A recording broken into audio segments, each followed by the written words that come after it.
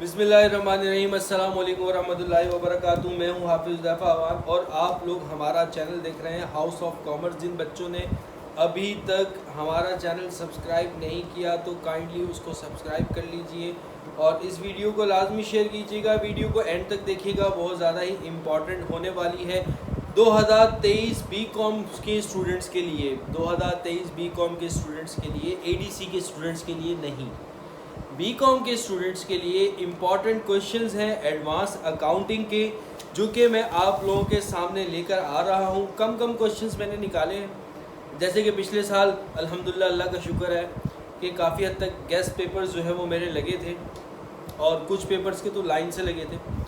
तो ऐसे ही आज मैं आप लोगों के लिए एडवांस अकाउंटिंग का कुछ इंपॉर्टेंट क्वेश्चंस लेकर आया हूँ। ये क्वेश्चंस पूरे एज इट इज़ तो नहीं आएंगे, इस तरह के क्वेश्चंस आ सकते हैं आप लोगों के पास। सबसे पहला जो है, ये मैंने एक फर्रा बनाया हुआ है आप लोगों के लिए, जो कि मैंने तैयार किया है बड़ी मेहनत से, पूछ के कि इस साल क्या इंपॉर्टेंट है।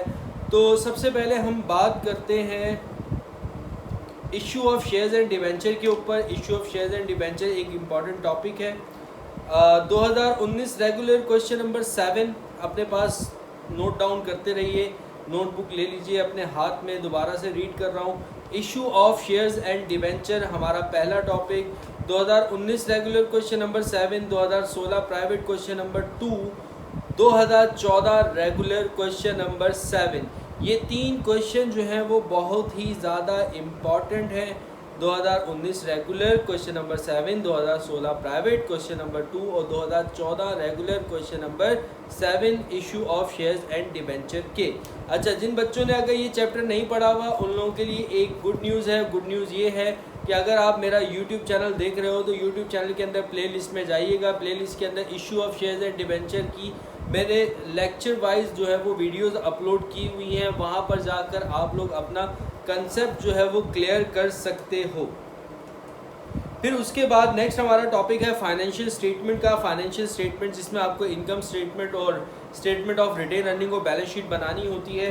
तो वो अगर आप लोग मेरे ही यूट्यूब चैनल पे आओ और उसमें प्लेलिस्ट बनी हुई है एडीसी पार्ट 2 के हवाले से, उसमें फाइनेंशियल स्टेटमेंट्स के मैंने 9 लेक्चर्स अपलोड किए हुए हैं। उस प्लेलिस्ट में जाकर देख लो। सिर्फ वही लेक्चर्स अगर देख लोगे तो इंशाल्लाह ताला आपका फाइनेंशियल स्टेटमेंट का टॉपिक जो है वो कंप्लीट हो जाएगा।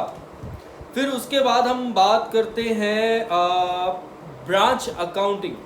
ब्रांच अकाउंटिंग नहायत ही इंपॉर्टेंट टॉपिक है। इसमें 2 सवाल भी आ जाते हैं और एक सवाल तो पक्का ही आता है।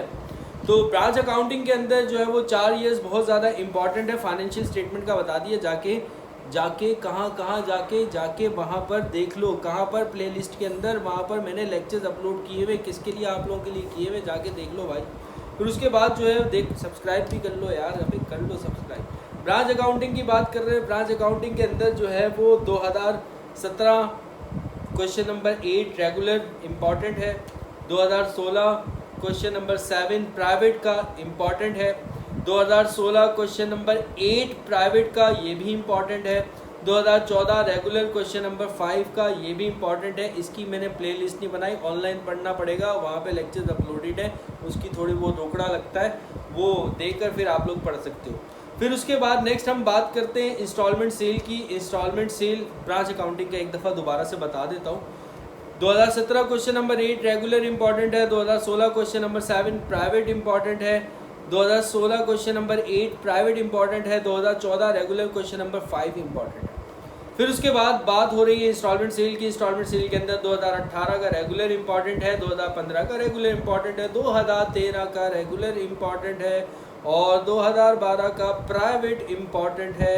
तो ये 4 क्वेश्चंस इंस्टॉलमेंट सेल के लिए भी लाजमी कर लीजिएगा। फिर उसके बाद कैश फ्लो स्टेटमेंट के अंदर 3 क्वेश्चन इंपॉर्टेंट है। 2018 का रेगुलर क्वेश्चन नंबर 4, 2017 का प्राइवेट क्वेश्चन नंबर 3 और 2016 का प्राइवेट क्वेश्चन नंबर 3 जो है कैश फ्लो स्टेटमेंट के अंदर इंपॉर्टेंट है।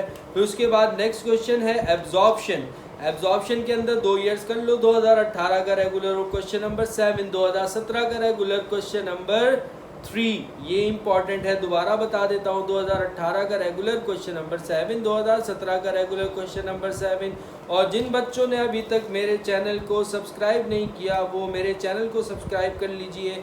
नेक्स्ट चैप्टर हमारे पास आ रहा है रिकंस्ट्रक्शन, और रिकंस्ट्रक्शन के अंदर एक टॉपिक है एमलगमेशन। इतना ज़्यादा इंपॉर्टेंट नहीं, आ सकता है कर लीजिएगा, आप लोगों की अपनी मर्जी है।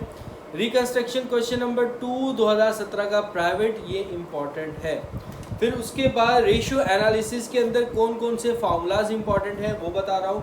क्विक रेशियो जिनको हम एसिड टेस्ट रेशियो भी कहते हैं, इन सब की ऑनलाइन क्लासेस हो रही है, लेक्चर्स अपलोडेड है। अगर किसी बच्चे को एडमिशन लेना हो तो हमारे पास ले सकता है।